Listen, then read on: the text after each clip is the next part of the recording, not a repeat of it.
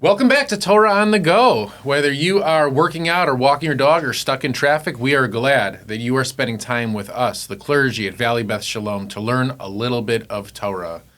I would like to welcome you to the time that I'm spending with Rabbi Ed Feinstein. Good afternoon. We are about to discuss a topic that is scary for some, welcomed by others. Passover is coming. Oh, no. Oh, see, some people say, oh, no. Some people say, yay, no. it's Passover Time to clean the fridge. So you walk through the aisles of Ralph's and you see that matzah is suddenly taken over the kosher section. Matzah ball soup mix. That's right. And people want to buy matzah by 8-packs. Gefilte fish. You could buy 2 packs years ago, 4 packs. Now there's 8 packs of matzah. People can't get enough matzah. And I just want to let you know that when I lived in the city, the day after Passover, we used to go and try and give the boxes of matzah to the unhoused population. And you know what they would say to us? We tasted this last year. Get it out of here. We don't want to taste any more of that. So not even the unhoused want. People who are hungry, who are begging for food, don't want matzah. So anyhow, back to my train of thought. This is a podcast episode devoted to the holiday of Passover. So I'll first begin by sharing that I grew up in a house where we covered every square inch of the house in tinfoil. I thought that's how you prepare for Passover. Sure, of course. I really believed that my mother would wrap my head in tinfoil, and I was hopeful that she would poke 2 holes in for my eyes and a hole that I could breathe out of my mouth. But that was, I even taught at my previous synagogue that the only way to truly make your house kosher for Passover is to burn it to the ground and start again rebuilding for Passover, because to certain people there's no end to the matter of cleaning your house for Passover. This is true. So, what kind of house did you grow up in?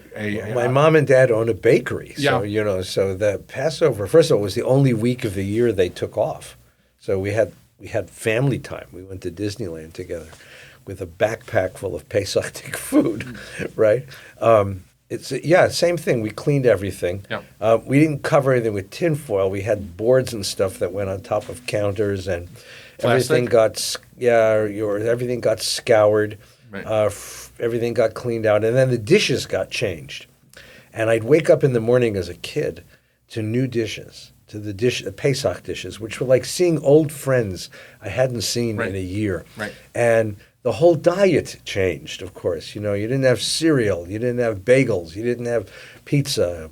Everything was different. So it was a wonderland. It was as a kid, this was a wonderland. Do you ever eat cream cheese and jelly together any other day of the year than on the 8 days of Passover? I don't even eat cream cheese and jelly on Passover. Oh, there That's you go. How retrograde I am. This is a combination that I don't eat on any bagel. I would never think of it during a regular day of the year. And then all of a sudden on Passover, this feels like a good idea to put on matzah. And that's why I think people actually, it's not only a way that you live your life, you get Passover brain. This is like, oh, this sounds like a great idea, right? I'll put ketchup on it, and then it won't taste like that anymore. Or cream cheese and jelly and whatever else I can find is going to go on the matzah, and then I can't taste the matzah. Yeah. Right. So it's a holiday invented both by God and Moses and by gastroenterologists, because it's good for business, because we need serious help afterward. Now, Rabbi, what is your favorite part of Passover? My favorite part of Passover is when the cleaning is finally done, when everything is ready. And the whole family comes to sit down at a table. And because I grew up with wonderful seders, and I've had wonderful seders with my kids. And first of all, the idea that you finished all the cleaning, which is such an incredible chore, and switching dishes and getting ready, and all the shopping's done and all the cooking is done. But sitting down together as a family to tell the story. And our custom has been that we'll do the rituals of the Seder. We get to the Magid section of the Seder. We open up a Tanakh, we open up a Bible, and we actually study the Torah's story of slavery and freedom, and have a long, long argument about all of the different aspects of that story. It's a wonderful, wonderful time. Does anybody argue in favor of slavery? No, not in favor of slavery, but the question is, for example, God hardened Pharaoh's heart. What does that mean? Right. Is that a naturalistic kind of thing? Is that supernatural? Plagues. Do evil countries experience plagues? Is this how history works? Where is slavery in the world today? We ask people to bring something. Everybody brings a reading or a poem or a song lyric. So it becomes a sort of big ruckus study session, conversation, argument. And and followed by an enormous meal. What could be more Jewish than that? That's right. It's actually I have the same exact favorite moment of Passover, which is the sitting down for the seder. Actually, we sit down, our family, and one of my most favorite parts is that I don't sit at the head of the table. I still am not old enough or learned enough to lead a Passover seder, and so I relish sitting on the side of the table and having my dad sit at the head of the table still to lead the Passover seder, and the kids love it because him and my mom they plan all these experiential silly things for the kids to do that they still, even as they grow into their early teen years, still look forward to doing on Passover or seder.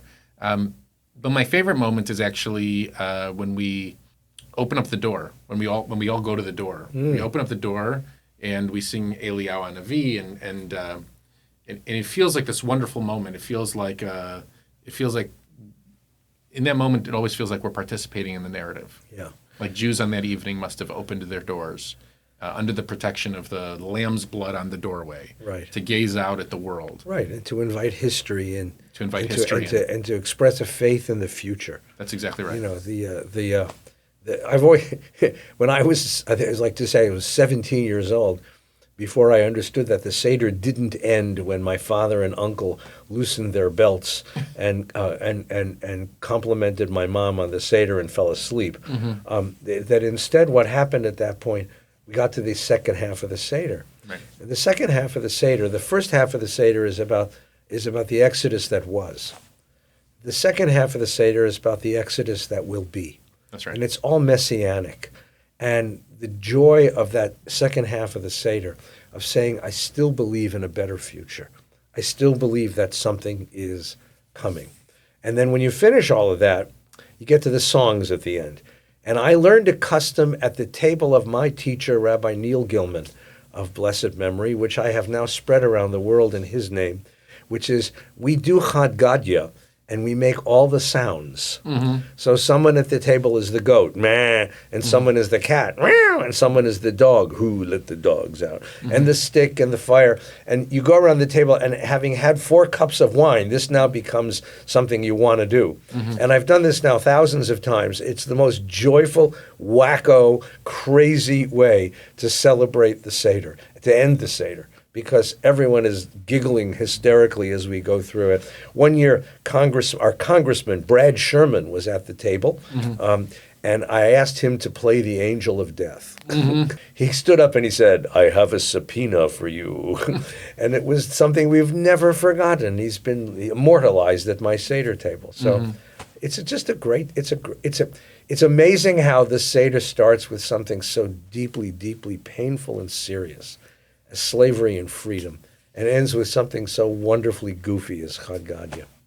So people, I think, who don't study the Seder in depth don't understand that the whole ritualistic aspect of the evening is meant to keep children engaged.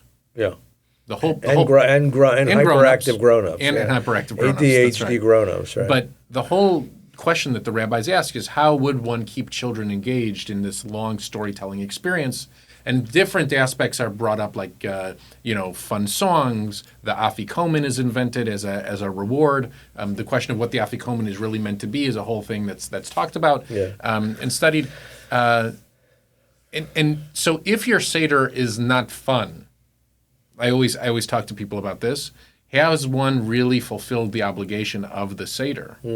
Because the seder is the only aspect of Judaism that actually the rabbis ask, how would we keep children engaged at the table, having a good time? Right. The mitzvah is, you got to tell the bincha. You have to teach your kids this story. That's the whole purpose of having a seder, right? So what I think is important to know is that everyone has at the middle of their seder table something called a seder plate. If you had a Jewish wedding, you probably have 10 of these because it's a very famous wedding gift, right? What you got to know is that in the original Seder, the one created by the rabbis of the Mishnah in this 1st, 2nd century, the Seder plate wasn't a symbolic Seder plate. The Seder plate was dinner. It was dinner in the same way they've ever eaten in an Arabic or Moroccan restaurant. You come and you sit down on cushions on the ground, and a lady with a lovely belly button comes in with a large hammered metal tray. And there's a mound of grain, and on top of it is the meat you ordered, and then around it are the condiments. And you eat this with a pita or with French bread if you're in a Moroccan restaurant, or baguette. So that's dinner, okay? And what happens is, the first thing that happens is you don't eat it with a baguette or with pita. You eat it with matzah. And the original matzah was probably more like a tortilla. It was probably a flat but rather flexible bread, not the Manischewitz cracker that we all know. And of course, you're eating this, and the kid sees it, and the kid says, wait a minute. What's going on here? Manishtana halayla hazeh. Every other night we eat pita or baguette. Tonight we're eating with these flat things. And every other night we eat all kinds of vegetables, and tonight the only vegetable on the table is this bitter stuff. And every other night you tell me not to play with the food. And tonight you grown-ups are playing with the food. What's going on? And then you say, well, let me tell you a story. And that happens is all of a sudden the table is turned into a stage, and the food is the prop. And the Haggadah is the script. And you say to the kid, let me tell you who we really are. It's like one of these wonderful spy movies where they take the kid to the basement and say, we're really spies or right. coneheads. We're really from another planet. We aren't who you think we are. Right. We aren't a bourgeois, middle-class American Jewish family in Encino. We were slaves. That's our background. That's who we were. And you want to know what slavery was like? Taste this. Ugh, that's horrible, yes. But then liberation came. Taste this. And then we crossed the desert. Taste this. And each food then is part of the telling of the story. It's the prop that you use for the telling of the story. The whole thing is pedagogic genius because the kid can't help but be involved. The food, the meal, the whole thing becomes one giant drama leading up to dinner. And then after dinner, the drama continues with this projection into the future. Absolute pedagogic genius. It's the greatest experiment in experiential education. Exactly right. All right. Right. How do we embed within our kids this story, this value? We create this idea. We create this experience that will be lifelong lasting for them. Right. And it has been because you and I start out by explaining what our houses were like growing up. Right. And then we marry spouses, and our spouses come with different family traditions, right? And we try to meld them together, and sometimes we meld. And I can tell you that the week before Passover is the week of greatest tension between me and my wife. And I could tell you that now. I could tell you that the week after Passover, the next year, that week will be the greatest because I grew up in a house where Passover, we were prepared for Passover weeks in advance. Weeks in advance, you couldn't eat at the kitchen table any longer. Right. And in my house, the 2 days before Passover, I'm asking, do you think we're going to be ready for Passover? Everybody's eating it all over the place, and there comes for sure, we'll be ready. We've always been ready. And I always get anxious, 2-3 days before that we're not going to be ready. So this is kind of the people come with their own traditions, and if Passover fell off the Jewish calendar, there could be no better news for my wife. There's no love lost between her and Passover. Yeah. Rosh Hashanah could come for her every day, and Passover for us, Rosh Hashanah coming every day would be a very different experience. No, please. Yeah. Yeah, no, but again, because the impression it makes upon children that the whole house is turned upside down. Right. That there's this major spring cleaning that goes on, which is actually a lovely thing in itself, and that the whole dietary system of the home is turned inside out. It sounds so arbitrary, and it certainly sounds difficult. But the impression it makes on a kid to say this week is a sacred week for us, and it's going to be a fun week for us because you're going to have to be a little more ingenious. You're not going to have Cheerios in the morning. We're going to have to figure out all the different ways we can eat matzah. As you said, cream cheese and jelly and cinnamon and sugar and chocolate spread and almond butter and lasagna. I make matzah lasagna. Right. Matzah pizza. So there's an ingenuity to this which is quite remarkable, and kids pick this up. And it becomes this week of wonder.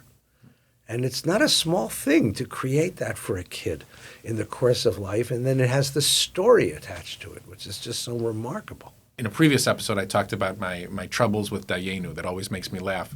But there's no holiday that's more quintessentially Jewish in the sense that we tell a story and we express both our suffering and our joy through food, surrounded by the people that we love. Right. I mean, Passover embodies so much of who we are as a people, of what we find important in life, of the endeavor that we're involved in terms of trying to transmit our story to the next generation. Celebrate the story, find all of the truths in the story that we can pass on. Passover embodies all of it. It carries all of it. Yeah, and the quintessential truth is the truth that we learned on the far side of the Red Sea. We were slaves, our parents were slaves, their parents were slaves. There was no hope. All we hoped for is maybe our kids would have it a little easier than we did. Comes along Moses and says to us, pack your things, we're leaving. We don't have any time to wait. And so we run out of Egypt. We come to the Red Sea. We think we're free. We breathe for a moment with the possibility that we might be free. And then Pharaoh comes chasing us. We complain to Moses, good Jewish thing to do. And then Moses says, just watch. And we cross the sea. And Jewish history begins on the far side of the Red Sea.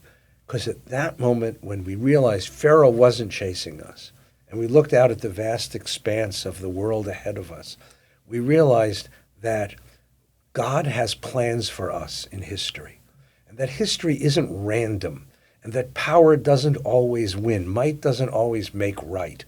And it is possible for even a broken, enslaved people to dream of freedom and achieve freedom, that there is possibilities built into human history that we haven't yet discovered and haven't yet perceived, but we can have faith that they're there.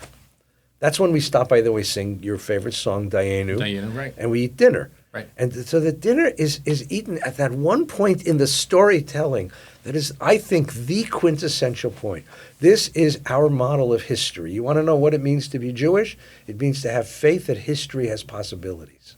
Right. That history has possibilities. And boy, this year we need it more than ever, I think, because we have such pain in our community this year. And as there have been other years, that it was so very difficult to assert that kind of hope, that power of hope. This, I think, this year in particular, is a very, very important year for us to sing those songs and assert that hope. So I'll offer a little bit of a different take on very much the same beautiful story that you just explained, and that is there is that transition at the sea. The Egyptians are chasing us, and then we cross the sea, and the Egyptians are no longer chasing us. The Passover Seder follows that model as well, right? For the first half of the Seder, we tell the story of who we are in relationship to our taskmasters, right? We are who we are because we are not them.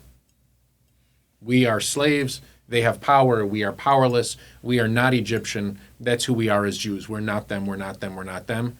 And then after we cross the sea, after dinner, we have to think about who we are, who we want to be. They're gone. They're gone. And for so many people, and I think for Jews as well, that's a scary idea. The scary idea is we could be anything we want to be. Who would we want to be? Who would we want to be? And we're on the other side of the sea. There's nobody chasing us anymore. It's just us. And as you explained, the expanse of possibility. Mm-hmm. Right? We have all of we could be anybody we want in the world. Who would we want to be? And I feel like the Passover Seder leads us back to being Jewish. Yeah. And 7 weeks later, we'll have Shavuos. That's which exactly is the right. answer to the question. That's right. And living a life of Torah. Right. So I think it would be incumbent upon us to offer some tips, because there are some simple techniques to making your Seder great. Tip number one. That the Rabbi and I can share with you. Tip number one. Go ahead. Tip number one is, I think everybody should bring some sort of surprise to the Seder for children. So I think there should be parts of the Seder that kids don't know about. All right? So year after year, my parents have, whether it be, throw gummy bears when they get to the part of wild beasts. Frogs, the rubber frogs, and the this and the that. They all come out. Ping pong hail. balls for hail. You got it, right? So all of that. Some years they've come to the table, and there were, when the kids were little, Disney characters like in a parade marching through the wilderness. It's wonderful to come and meet those dishes, because I had the same experience growing up as well, where it's like old friends, and it's nice to come to the table every year and meet something new. Good. My brother-in-law used to make all kinds of trouble at the Seder. And I realized one year why he made all, because he didn't know the structure of the thing, and he thought it was going to go on forever. So one year I got angry at him, which I should not have done because he's a sweet guy, and I got a kitchen timer, and I turned it to 1 hour, and I put it down in front of him, and I said, Ricky, when it rings, we eat. Mm-hmm. He had a wonderful Seder, because now he knew there was a terminus ad quo. That's right. Take a kitchen timer, turn it to 1 hour, put it on the table, and now do your Seder, and wherever it dings, you do the brachas over the matzah and the maror, and you'll eat dinner, and everyone will calm down. Your turn. How shocking is it, first of all, when somebody comes up to you the morning after the first Seder, the morning after the second Seder, and said, Rabbi, we had such a great Seder, we went till 4 o'clock in the morning talking about the Maggid section. All I think to myself is, I feel so bad for everybody who was at that Seder. People say it to me with pride, we went till 1 o'clock, 2 o'clock, 3 o'clock in the morning. Right. And that's not any Lebovitz Seder, I can assure you. Right. I can assure you.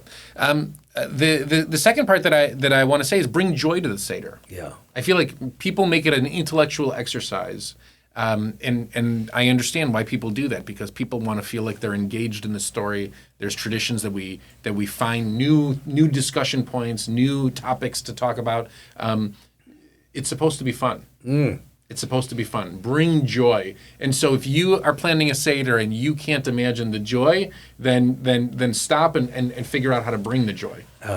I have one for you. It's important, and I want everyone to listen very carefully, because the rabbi and I are both ordained rabbis among the generations of Israel. He was ordained at the Ziegler School. I was ordained at JTS. We both hold doctorates in this field. Listen carefully to what I'm about to say. There is no requirement to drink Manischewitz. There is no requirement in the vast corpus of the Jewish tradition to drink bad wine. You are supposed to drink 4 cups of wine to celebrate our liberation and freedom. For God's sakes, literally, drink good wine. Drink good wine. 4 cups. The first one's an aperitif. The second one is a nice white, with dinner a nice red, and a closing with a dessert wine. You will finish your Seder a much happier Jew. Wow, that's fantastic. That's fantastic. Listen, and I'll give one more piece of advice, okay? And that is, all of us have people at our Seder table that, through our life, if you remember, there's a collection of people at our Seder table. Those who are there, those who won't be there.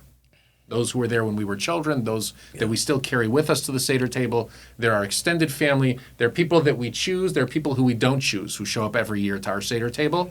Make it an enjoyable evening. It's not the night to pick fights. Oh, gosh. It's not the night to settle family feuds. Right. Don't talk about my family. All of our families have this. Seders bring out that everybody comes together, and it's like Thanksgiving without the football in the background. So nobody can kind of disengage and just go watch the Cowboys or go watch the Lions.